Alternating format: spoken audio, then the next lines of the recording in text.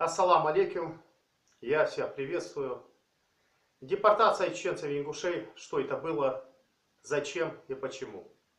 Я вам сейчас дам короткий ответ, в котором вы услышите и поймете, что депортация чеченцев и ингушей была профилактической мерой и отнюдь не связана с теми ярлыками, которые навешаны на гордый, сильный и независимый чечено-ингушский народ.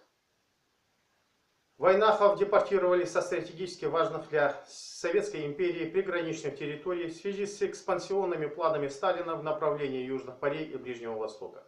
Депортация в данном случае была профилактической мерой Кремля, стремящегося любой ценой обезопасить свой тыл от любых возможных восстаний на Кавказе.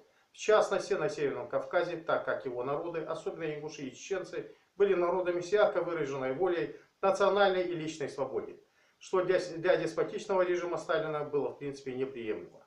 Ингушский народ навсегда, во всяком случае в лоне империи, потерял пригородный район в период сталинщины только потому, что именно как нелояльный, не русский, мусульманский, не имперский народ, он не мог в принципе позиционироваться и иметь какую-либо государственность в регионе стратегического контроля России над проходом между Европой и Азией.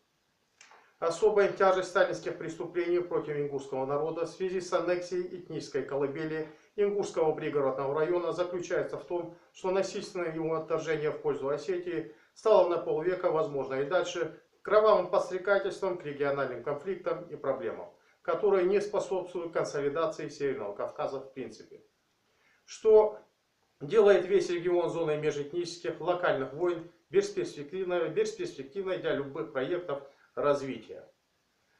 Депортация вайнахов, фальсификация и подлинные причины. Москва, 2008 год. Я вам отвечу простыми словами.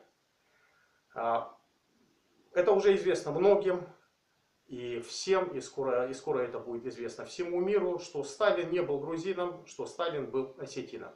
Сталин был сыном осетинского сапожника.